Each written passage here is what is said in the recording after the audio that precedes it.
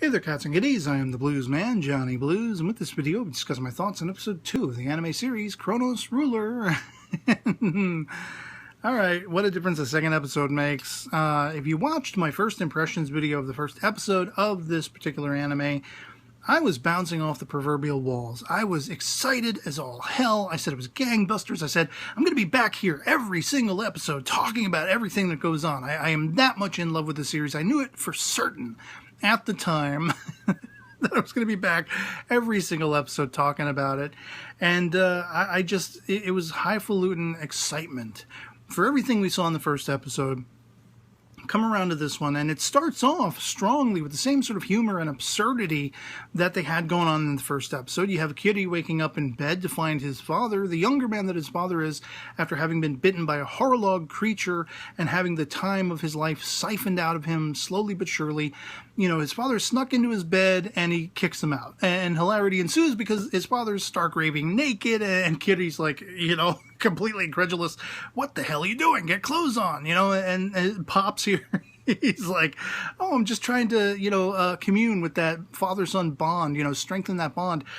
And let me tell you, I was gobsmacked in that moment because suddenly we have this revelation that, oh, Victo knows he's Kitty's father. Well, of course, it's arguable whether or not he has those memories, but he just has but to look at his journal to piece that together. I was thinking that at the end of the last episode when we had this gobsmacking revelation from Kitty to we, the viewer, saying, no, it's not my brother. Victo's not my brother. He's my father. He was bitten by a creature, and that's why he looks so much younger. He's having so much of his age and his history siphoned out of him, and that gobsmacked me. I did not expect to find, as soon as we're, a few minutes into this episode, that Victo knows this, but I did wonder, if he is keeping a journal, are those pages somehow missing? Like, the part where he was, Kitty's father, is that somehow not contained in there? Why is it such a revelation?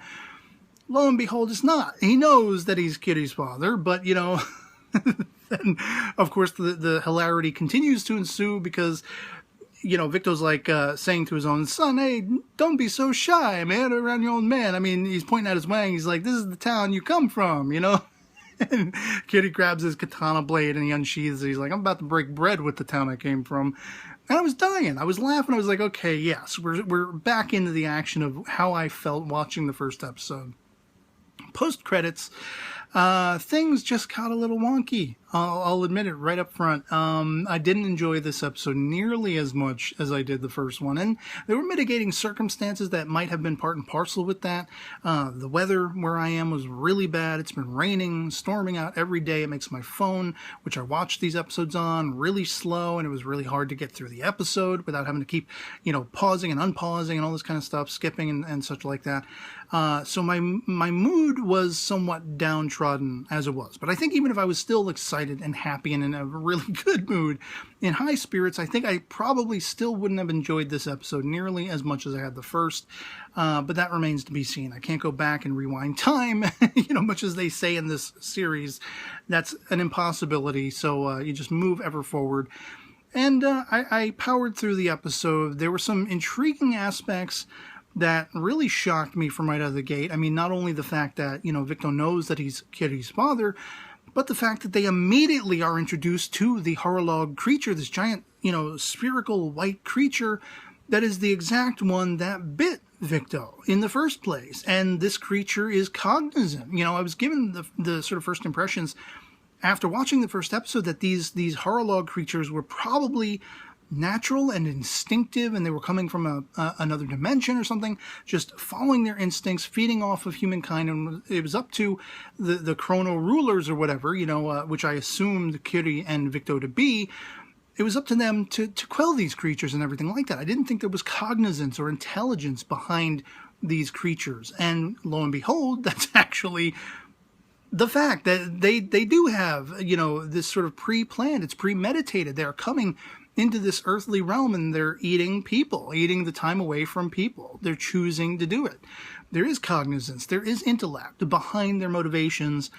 And here this big spherical creature is actually pointedly, taking jabs at Victo like, dude, you don't remember me? I'm the one who did this to you, mother trucker, and like wiping it in his face. And so, of course, Victo wants to throw down, but we find, again, somewhat shockingly, that this giant creature actually has a sort of proxy that is humanoid. A human is talking all about, dude, let's call it off for now. We've done enough. We've wrought enough havoc for now. The king's going to be plenty displeased if we keep going. What king? What the hell does that mean? And it seems as though the big creature then transforms down into an all-white wearing human of his own accord. They're changelings too, apparently. I'm just like, what the hell is going on? I'm completely mystified by all of this. And then, adding insult to injury, we have this Harley Quinn sort of stylized chick show up, and she is professing to be Victo's wife. Well, Kitty lays down the law. No, my mom, she died years ago, ages ago. You're not my mom. And there's all of this minced word material going on about, well, the rewinding of time, and, oh, you think Victo's the only one who's ever been bitten by one of these creatures and made younger and all these things.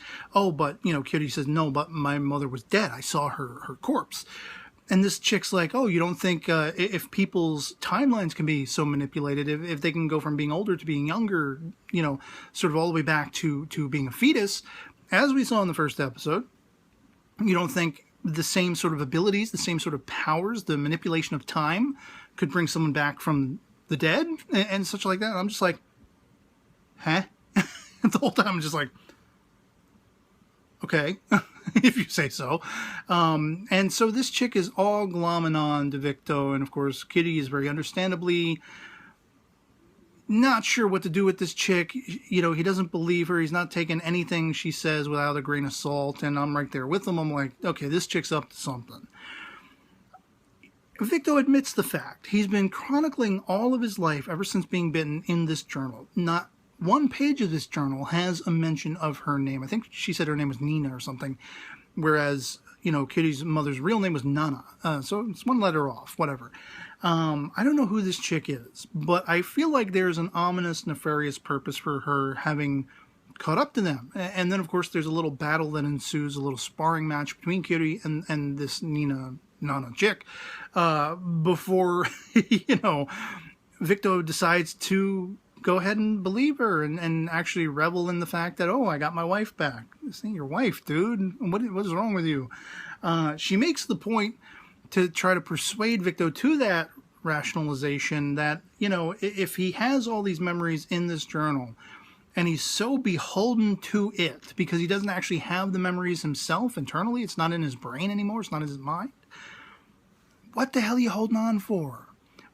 Why are you so beholden to this? It's not you anymore. Make new memories. Live a new life. Live it with me and all this kind of stuff. And I'm just like, dude, you're falling for this crap?